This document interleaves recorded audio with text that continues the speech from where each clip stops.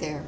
I just thought I'd review some anxiety-driven issues that have manifested themselves in the physical in me throughout my life. I will say that I started out with mitral valve prolapse. I was born with it, and people who are, quite often they don't feel a whole lot of things, a lot of symptoms, but they can tend to be high-strung and overly sensitive, and I'd say that that fits me pretty well. And also, they tend to get tired at times, so it's like high-strung, but can fall asleep at meetings, and you have to be careful. So anyway, I did have bulimia when, and I hate even talking about it. I just get so tired of having to have had it in my life. But I had it for 11 years, and I got rid of it 36 years ago. So it was from age 19 to 30 that I had it. And I thought it was the most severe case in the world, but since then I've found other people that have dealt with it their whole entire lives, and I can't imagine. I was so glad that mine just kind of petered out, and never returned, and anyway, let me just keep going. But during that same time, I started to get panic attacks here and there. And at first, just like I didn't know what bulimia was at first, it was way back when, and then I didn't know what these panic attacks were. And I drove myself to the emergency room in Jackson, Michigan, the Jackson Foot Hospital. And they put an EKG on me, and they said, "Wow, your heart's strong," but they said, "But you do have mitral valve prolapse." And that's where I found out. But they said, "You're probably just having a panic attack." And yeah, I dealt with those. I dealt with almost fainting a couple of times. One was very, very comical, but I've said them in previous videos, possibly on YouTube, and I'm just not going to repeat all that. But along about the same time, I started to have fear of heights. Well, I had fear of heights my whole life, but they got a lot worse during this time, where going over a little viaduct was a frightening thing for me, and I deal with that still a lot. But I had a lot of OCD type noises and superstitions that I had to do, like, taking a certain amount of steps, landing, the last step had to be an even instead of an odd, or some days it was an odd instead of an even, whatever I was thinking during that day. And I would make a strange noise, and I'm going to see if I can do it again. Let's see. I wouldn't do it around people. It would have to be very clear. Like that. And I don't know why, but it was very important to get it just right. Gosh, it seems really stupid now to think about that. But yeah, I went through that. Oddly, a lot of those superstitions and those OCD things left me when I stopped being religious, and I wasn't really super religious, but I had a God, and for some reason I just had a lot of superstitions that went along with it. You start believing these strange things. I wanted to say make believe. I don't want to hurt. I hate hurting people's feelings, but but anyway, once I got rid of the gods, I got rid of that. And then I got kind of a serious thing a few years ago, and if you wonder what I'm doing, I'm actually changing my notes right now.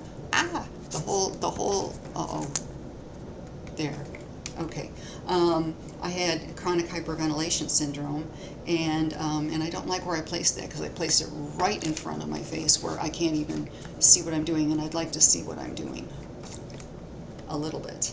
Okay, so yeah, I had chronic hyperventilation syndrome, and it was very serious.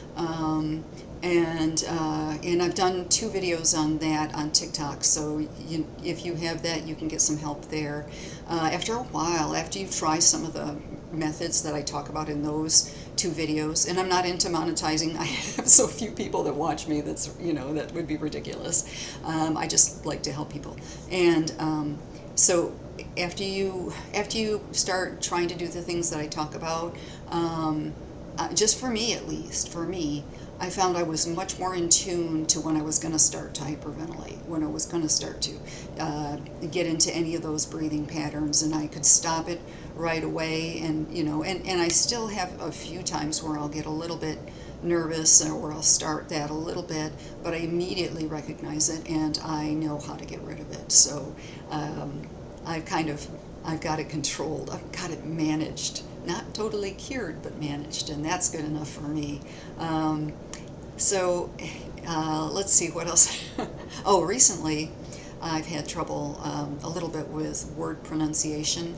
Um, and it's another anxiety thing I found out because it almost feels like your mouth slows down in time, and I started lisping. My tongue would seem to get like almost a little hard as far as it wasn't just doing whatever it was supposed to be doing naturally, and I was having trouble talking.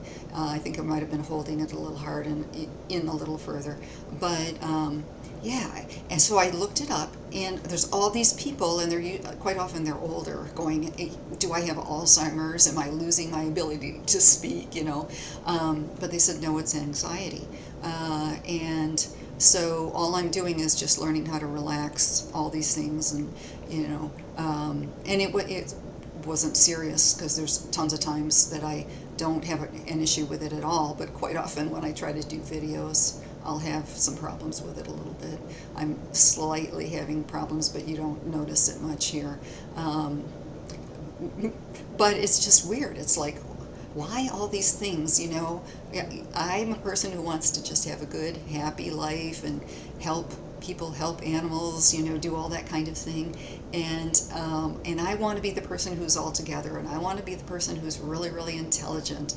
And then I have all these stupid things that happen to me that somehow I'm doing to myself, I guess.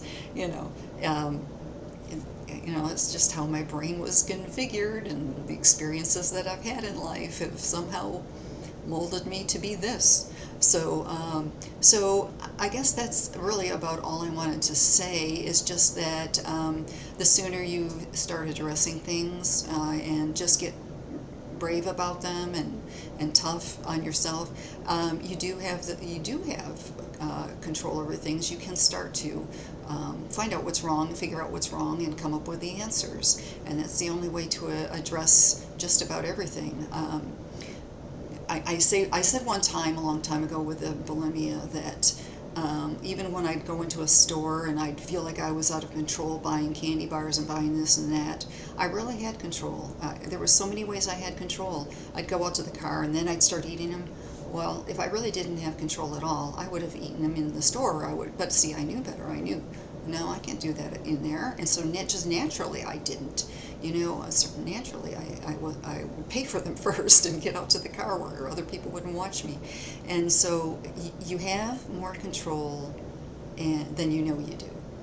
And that's just one of my gazillion tips. I have a book that I wrote on the bulimia, by the way. It's called The Battle of Bulimic Barb. And it's just out there somewhere in paperback, and you can get it, or do the Kindle thing, and it just gives a whole lot of tips and things people can relate to. And I wrote it kind of in a fun way because I didn't want it to be, a downer for anyone, even though it was such a terrible situation to go through. So anyway, I'm going to cut this short, but at least cut it short. It's 9 minutes long already. I'm terrible on TikTok, I tell you. I just can't do a short video. But anyway, hopefully some of you can relate to some of these things and what's going on, and feel better about it. You're not alone.